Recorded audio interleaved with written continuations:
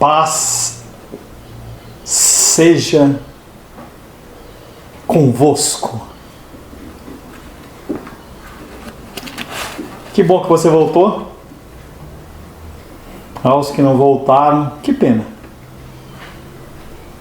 Estamos mais uma vez reunidos no nome do bendito, benigno, maravilhoso, poderoso El Shaddai, Adonai, Elohim, todo-poderoso Deus, aquele que é incomparável, aquele que criou os céus, terra, mar e tudo que há, inclusive você, na presença dele. Queremos, Pai, consagrar ao Senhor esse segundo período, Escola Bíblica Dominical.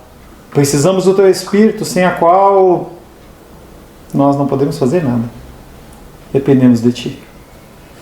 Dependemos do Senhor, Pai querido, para nos iluminar, para preparar o nosso coração. Estamos na terceira parte do estudo da mansidão, terceira e última, se Deus assim o permitir. E estamos falando sobre a ação da mansidão dentro do caráter cristão. Isso é importante, se não é? Prautez é o espírito com que se deve enfrentar a oposição. Quando as pessoas elas vierem contra você, seja manso. Jesus fala que se alguém quiser tomar a sua capa, dê também a outra parte lá da roupa lá que eu não me lembro. Se ele exigir que você ande 1 milha com ele, ande 2. Se alguém te der um tapa no rosto, dê outra face. Nas epístolas pastorais, o ministro cristão ele é conclamado a instruir com prautez, com mansidão, os que se opõem a ele. E as pessoas elas vão se opor a você. 2 Timóteo capítulo 2, verso 25.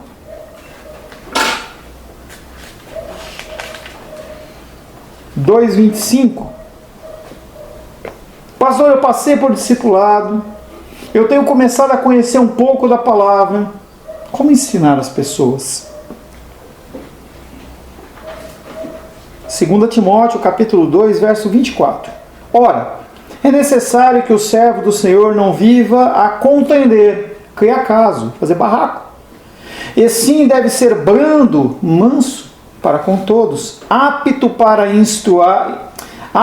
instruir, paciente, disciplinando com mansidão os que se opõem, na expectativa de que Deus lhes conceda não só arrependimento para conhecerem plenamente a verdade. Então tudo que você vier fazer, toda correção que você vier dar, você tem que fazer com mansidão. Volto a dizer, mansidão não é permissividade, mansidão não é ser banana, mansidão não é deixar quieto, mas é saber falar. Mais duro ou menos duro, segundo a situação assim o pede e segundo o Espírito Santo assim instrui. Frequentemente nos encontramos com aqueles que não concordam conosco e que têm diferenças de opinião. No espírito em que procuramos agredi-los verbalmente até que mudem de opinião. Você tenta uma vez, tenta a segunda e você vai se exaltando e a coisa ela fica agressiva. Você não consegue entender que a pessoa ela não está entendendo porque ela não consegue. E você só entende porque Deus permitiu. Veja a seguinte ilustração. Suponhamos que você entre num aposento num dia de frio intenso. Nada a ver com os dias nossos de hoje, né? Mas um frio intenso. E descobrimos que as janelas estão com uma camada de gelo lá de dentro. Você entra num lugar e você olha as janelas, elas estão com uma camada de gelo. Como você vai tirar o gelo? A primeira opção que você tem é raspar. E você raspa. A outra opção é você aquecer o ambiente. A primeira opção de raspar, ela fere. E se você raspar, passado um tempinho, o que vai acontecer? Volta de novo. Aquele entendimento, aquele conhecimento que você está querendo passar para a pessoa, se você não aquecer, não deixar um negócio aconchegante, a pessoa não recebe. Você pode até convencê-la, porque ela fica sem palavras. mas não quer dizer que vai gerar mudança no coração dela. Você não cumpriu aquilo que Deus queria que você fizesse. Por mais que esta raspada não seja visível aos seus olhos, você está alterando a superfície. Eu lembro que quando eu vou lavar a louça, e sim, eu lavo a louça, quando eu vou lavar a louça, se você usar, minha esposa sempre me chama a atenção, se você vai lavar plástico e você usa a bucha com aquela lado verde grossa, você de alguma maneira está raspando. Aquilo que era lisinho deixa de ser lisinho, começa a ter micro ranhuras. É a mesma coisa que você faz com as pessoas. Quando você discute de uma forma sem ser com mansidão. Ao lidarmos com aqueles que, segundo cremos, estão enganados, a delicadeza produzirá os resultados que a força nunca produzirá. Não por força, nem por violência, mas pela ação do meu Espírito. E o Espírito Santo, ele não é violento. Ele não te deu um cascudo. E ele te atraiu. Prautez é o espírito do testemunho cristão. Testemunho não é necessariamente você ficar falando das bênçãos, também, mas não é. É você falar que todos são pecadores e carecem da glória de Deus. Prautez é o espírito do testemunho cristão. Pedro exige que o cristão esteja sempre pronto para dar razão da sua esperança. 1 Pedro 3,15. Ai, pastor, a pessoa veio falar comigo, eu não sabia o que falar. Você não lê a Bíblia? Como é que você vai falar alguma coisa? 1 Pedro, capítulo 3, verso 15. Antes santificai a Cristo como Senhor em vosso coração, estando sempre preparados para responder a todo aquele que vos pedir razão da esperança que é em vós. E a sua resposta, ela não tem que ser igual à minha. Não tem que ser igual a do seu irmão, do seu pastor. Não tem. Ela tem que ser de acordo com aquilo que você conhece. E ela vai executar exatamente a função para a qual ela foi determinada. Para a salvação ou para a perdição. Então você não pode se excusar. Gostou dessa? Uhum. Gostou? De novo, hein? Você não pode se excusar. Você não pode dar aquela escapada. Ah, pastor, eu não li a Bíblia inteira. Não sei ainda. Eu não sei falar. Eu tenho vergonha de falar. Aprenda. Isso não é desculpa. Excusar. Me excuse. O verdadeiro testemunho cristão sempre tem uma delicadeza graciosa, muito mais eficaz do que o tipo descortês de testemunho que procura forçar os outros a aceitar as suas opiniões. Ou você aceita o que eu estou falando, você vai para o inferno. Não tem efeito. Pelo menos na maioria. Há casos você vai ter que falar assim. E a gente vê a ação de João Batista. Hipócritas, raça de víboras. Mas ele não falava assim com todo mundo. Naquele caso específico, ele teve que falar. E aí aquilo não é descortês. O testemunho cristão deve ser cativante, além de forte. Quando você falar de Cristo, as pessoas têm que sentir desejo por aquilo. Prautez é o espírito que deve permear, outra palavra bonita, hein? Escusa, permeia. Não é meia, não é pôr a meia. Essa é boa, hein? Permear não é pôr a meia.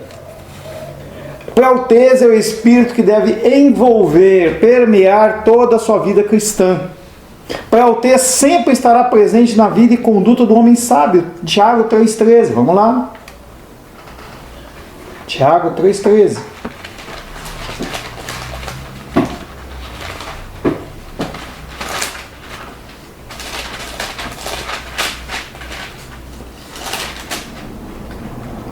Quem entre vós é sábio e inteligente, Quem entre vós é sábio e inteligente?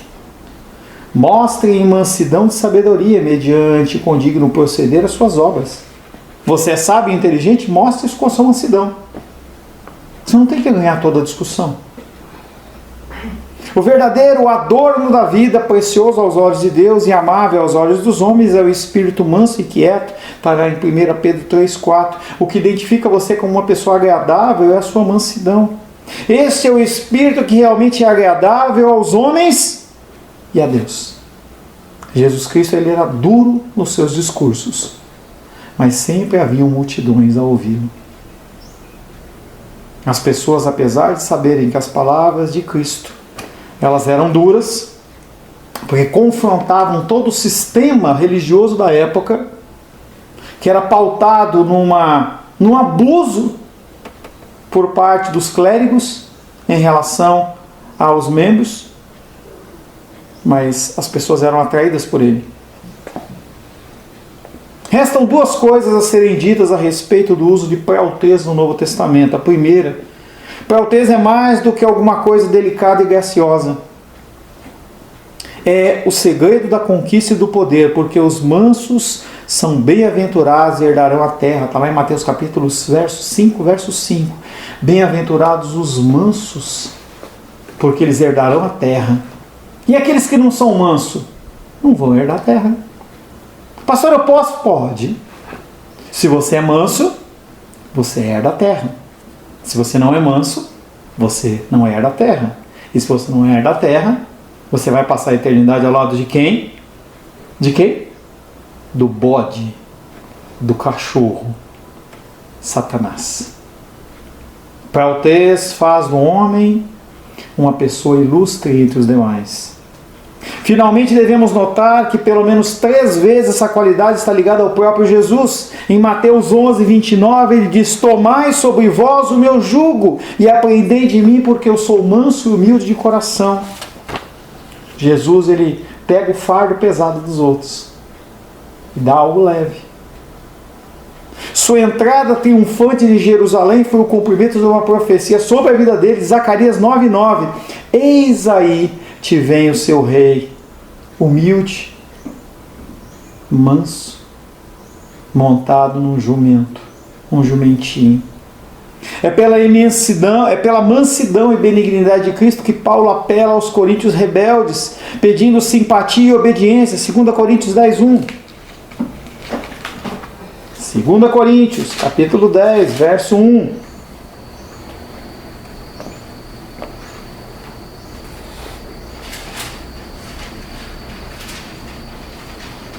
E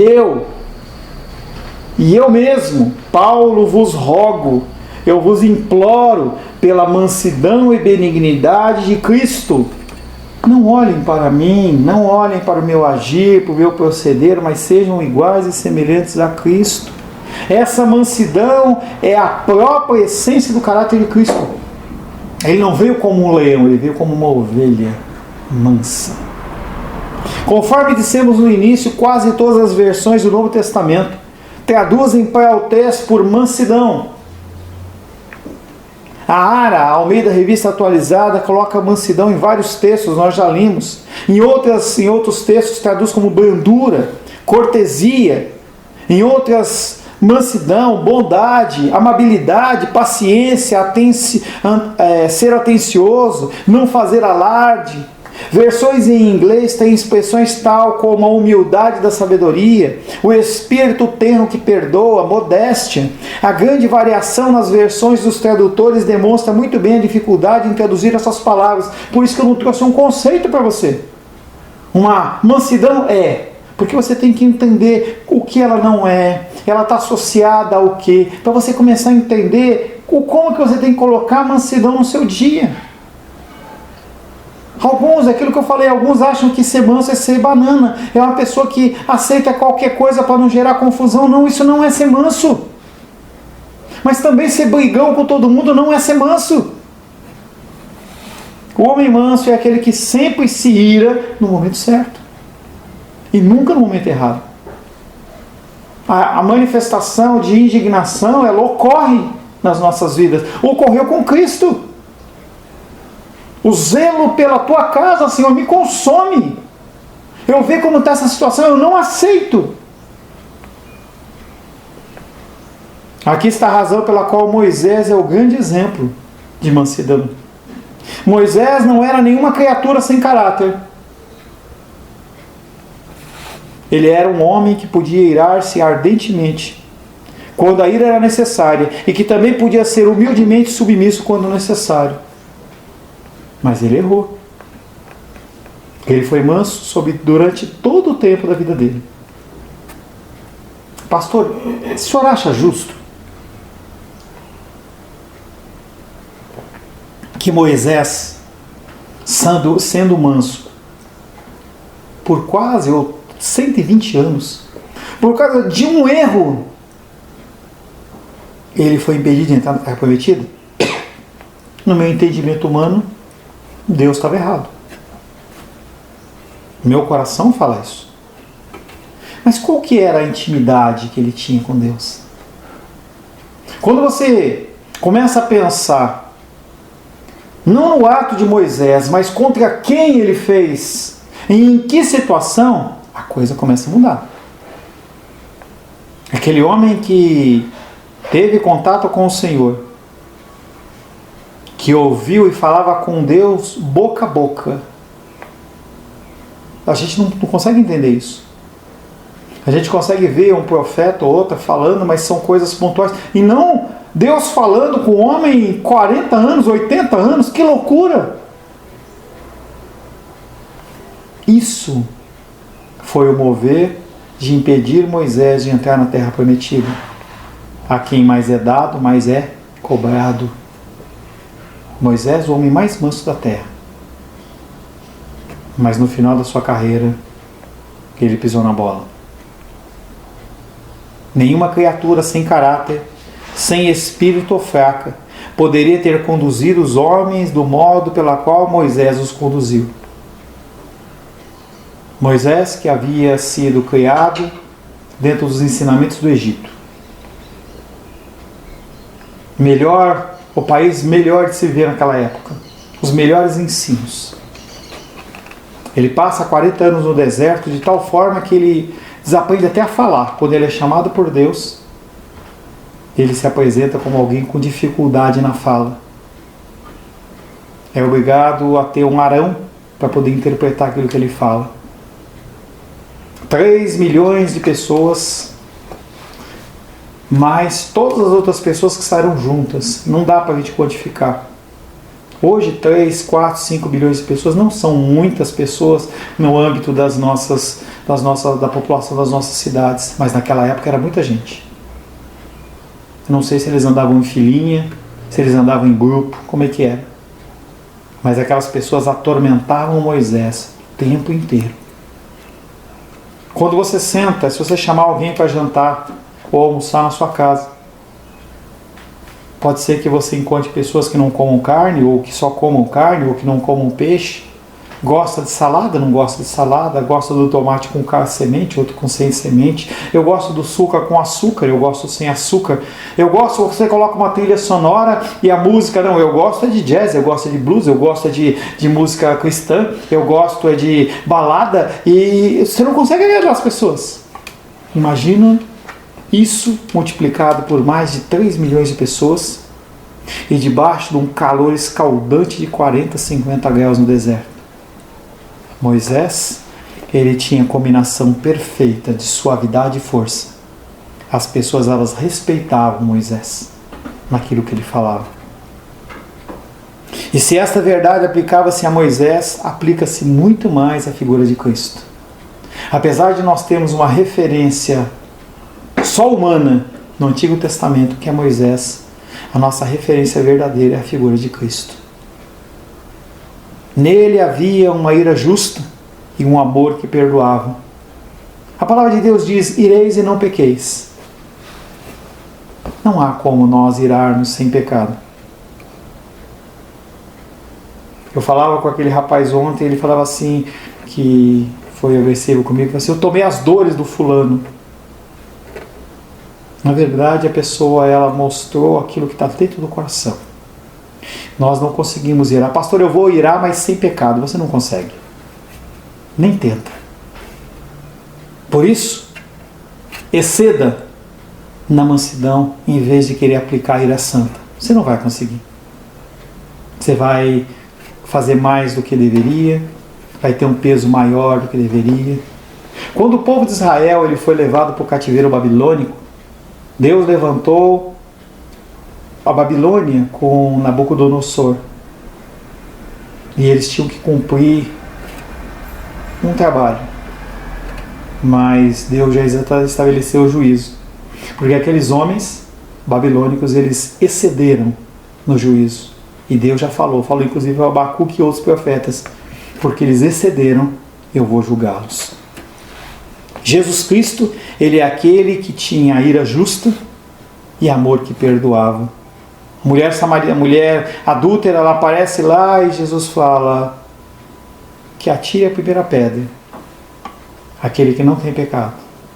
E a palavra de Deus diz que do mais velho para o mais novo as pessoas foram saindo. Ele olha para aquela mulher e pergunta para ela assim: cadê os seus acusadores? E ela responde: foram embora. E ele, como santo, como criador, ele podia ter falado assim: senta agora que aqui quem vai falar sou eu. E acabado com a raça dela. Mas ele olha para ela e fala assim: vai, não peques mais. É a ação de que aquela mulher, ela não precisava de um chicote. Ela já tinha tomado muito chicote das outras pessoas. Ela precisava de uma palavra mansa, uma palavra branda. Moisés tinha uma combinação de força e suavidade. E se essa verdade aplica-se a Moisés, aplica-se ainda mais a Jesus Cristo, porque nele havia ira justa e amor que perdoava. Somente um homem manso poderia purificar o templo, expulsando os comerciantes. Ele fez com mansidão aquilo. Imagina o poder que ele teria para fazer com aqueles homens. Quando Coré e Abirão se levantam contra Moisés no deserto, Deus abre um buraco que engole todo mundo, todos os seus bens, tudo vai embora. E aí fecha, parece aqueles filmes, fecha a água, fechou. Jesus, ele podia fazer muito mais, mas ele simplesmente usou um chicote, que a palavra de Deus diz a rosague, não sei o que é isso, mas é um chicote de cordas. O significado radical de praotês é autocontrole. É domínio próprio, que nós vamos ver na semana que vem. Mansidão e domínio próprio, elas são fundidas. São coisas diferentes, têm conceitos diferentes, mas elas não andam separadas. É o controle completo da parte impetuosa da nossa natureza. Nós somos impetuosos por natureza. Nós queremos tirar a satisfação de tudo. Quando temos praotês, tratamos todos os homens com cortesia. Algo que a nossa sociedade perdeu. Antigamente, você via aqueles homens muito bem trajados, aquelas moças, mulheres muito bem trajadas. E aí a pessoa, quando passava, ela tirava a cartola e falava assim: bom dia. Hoje tem se perdido isso. A gente não consegue nem falar parabéns para as pessoas. Tem que mandar só uma mensagem no Zap. Não há mais cortesia. É tudo muito prático, muito rápido. Não que isso seja ruim. Mas quando se pensa em relacionamento humano é danoso. As pessoas, elas não conseguem ser mais corteses com os outros. Não conseguem mais dar a vez. Não conseguem se levantar para que alguém sente. Quando temos praotês, tratamos todos os homens com cortesia perfeita. Podemos repreender o erro sem rancor. Podemos debater sem intolerância. E aí, quando eu olho o debate lá da campanha presidencial nos Estados Unidos, que horrível! É pior do que do Brasil. Um manda o outro cala a boca, chama o outro de cachorro, de ladrão. É um negócio... Não há o quê? Tolerância. Podemos enfrentar a verdade sem ressentimento. Com mansidão, a verdade que nos é apresentada, nós conseguimos tratá-la sem ressentimento. Podemos ser mansos sem ser fracos. Praotês é a virtude na qual nossos relacionamentos conosco mesmos e com os nossos próximos podem se tornar perfeitos e completos. Quando você começa a se relacionar com as pessoas com mansidão, aquele relacionamento ele vai se se aparentando cada vez mais com o relacionamento da Trindade. A figura de Deus Pai, com Deus Filho e Deus Espírito Santo. Em que nós temos a figura de Deus Pai, Deus Todo-Poderoso, mas nós temos a figura de Jesus Cristo, tão Deus como Deus Pai, mas que submete a Ele. Eu não vim aqui para fazer a minha vontade, mas eu vim para fazer a vontade daquele que me enviou. E o Espírito Santo não pede adoração, nem nada de nada. Você não vê o Espírito Santo reivindicando coisa nenhuma. Ele está lá simplesmente para auxiliar, para ajudar. Claramente, nenhum homem pode atingir esse autocontrole. Nós não conseguimos. Você não vai conseguir. Pastor, assim você me desanima? Não. É a verdade. Você nunca vai ter o amor de Cristo. Você nunca vai ter a paz de Cristo. A alegria de Cristo. A benignidade, a bondade, a mansidão. Mas nós podemos melhorar. E é isso que Deus quer que a gente faça. Quando tocar a trombeta nos céus, aí a coisa muda. Aí você vai ser tão manso como, tão humilde como, tão em paz como, tão amoroso como Cristo. Até lá, nós temos que continuar caminhando. As explosões de ira rompem as cadeias e são fortes demais para a vontade e a razão que querem refreá-las. Nós não conseguimos controlar as nossas explosões de ira, mas isso não é justificativa para você as ter. Toda vez que você agir mal, peça perdão. Toda vez que você exceder, peça perdão. Mesmo que você vá voltar a fazer. E você vai voltar. O nosso trabalhar na nossa vida é simplesmente uma forma de você espaçar as nossas explosões nesse contexto de mansidão. E afastar as nossas explosões para que elas sejam cada vez menos frequentes, mas elas vão existir. Quando eu aconselho noivos, eu falo, o que você pode esperar do outro? Traição, violência, infelicidade, abuso, ignorância. Pastor, então eu não vou casar. O apóstolo Paulo falava já. É melhor ficar solteiro.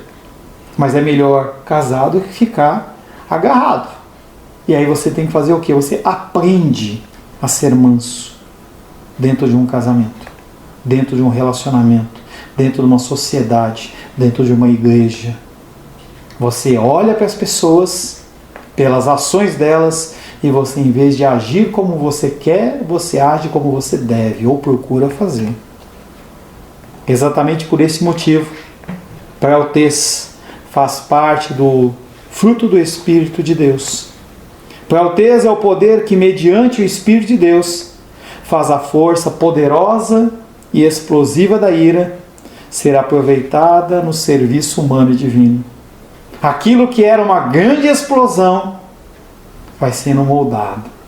Cada vez mais Deus ele vai contendo essa explosão até chegar numa forma que o agrade. E se não agradar, ele quebra e faz de novo. Lembra aquela música que a gente fala? Eu quero ser, Senhor amado, como um vaso nas mãos do oleiro. Quebra a minha vida e faz-a de novo. Eu quero ser um vaso novo. Quando você não é manso, ele quebra você. Quando você não é humilde, ele te quebra. Mas ele não te quebra para te destruir. Ele te quebra para te fazer uma pessoa melhor. Acabamos mais cedo, não há problema. Finalizamos o tema da mansidão. Semana que vem, nós vamos tratar domínio próprio. Domínio próprio. Difícil me controlar. E aí você já tem essa bagagem da mansidão e nós vamos entrar na veia, não na veia, na veia em relação a domínio próprio. Senhor, em nome de Jesus, faz-nos mansos. Que nós possamos, Pai, ver as situações e agir e reagir como o Senhor quer que nós hajamos e reajamos. Amém. Que se for necessário que nós venhamos a nos omitir também. Que nós possamos ser ouvintes da Tua voz. Que a mansidão ela possa permear as nossas conversas, os nossos pensamentos, as nossas mentes, que nós possamos ser luz nessa terra, que nós possamos ser o tempero dessa terra insossa, que nós possamos ser a batata dessa terra salgada demais. Que o Senhor possa, Pai, que nos utilizar como instrumento da Tua vontade. Oramos em nome de Jesus. Amém. Graças ao nosso bom Deus. É batata. Quando você tem uma comida salgada demais, você põe as batatas lá, e as batatas puxam o sal.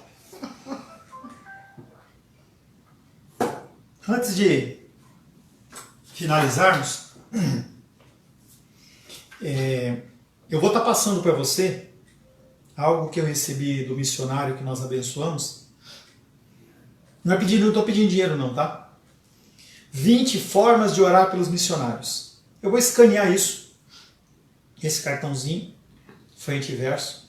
E aqui atrás tem 1, 2, 3, 4, 5, 6, 7, 8, 9, 10, 11, 12, 13, 14, 15, 16, 17, 18, 19, 20. Só confirmando, né? Eu sei que estão 20. Então tem 20 formas para você orar pelos missionários. Ah, pastor, eu não sei como orar. Você fala assim, Senhor, abençoa os missionários, e você lê aqui, na disciplina da vida devocional, da leitura. Você sabe a dificuldade que é? Para eles também é difícil. E aí você vai pegar cada teminha desse aqui, ou 2 ou 3 por dia, e você vai estar orando pelos missionários. Eu não estou pedindo dinheiro para você, eu estou pedindo 5 minutos do seu tempo. Tá? Eu vou escanear bonitinho, vou montar bonitinho, e vou mandar para você, para que você possa acrescentar na sua oração. Ou se você não tem oração, que você possa orar abençoando os missionários. Daqui a algumas horas, às 19 horas, nós estaremos tendo o nosso culto. Vai ser o Salmo 112, nós vamos estar iniciando. Eu quero convidar você, mas chega um pouquinho antes. Não chega correndo, para você cantar com a gente, passar vergonha comigo, para a gente poder orar, para que seja um tempo de preparação do Evangelho. Senhor, em nome de Jesus, quero agradecer ao Senhor pela Escola Bíblica Dominical e pedir a Ti que o Senhor prepare a nossa tarde, nos abençoe na nossa tarde, possamos ter um almoço abençoado e à noite nós possamos nos reunir novamente para louvar, adorar e bendizer o Teu nome. Que o amor de Deus Pai, que a graça salvadora de Jesus Cristo e a consolação do Espírito Santo seja sobre a nossa vida hoje e sempre. Amém, amém. Deus te abençoe. Você tem 15 minutos a mais para você fazer o que você quiser. Tá? Viu como valeu a pena você esperar? Até a noite, se Deus assim o permitir.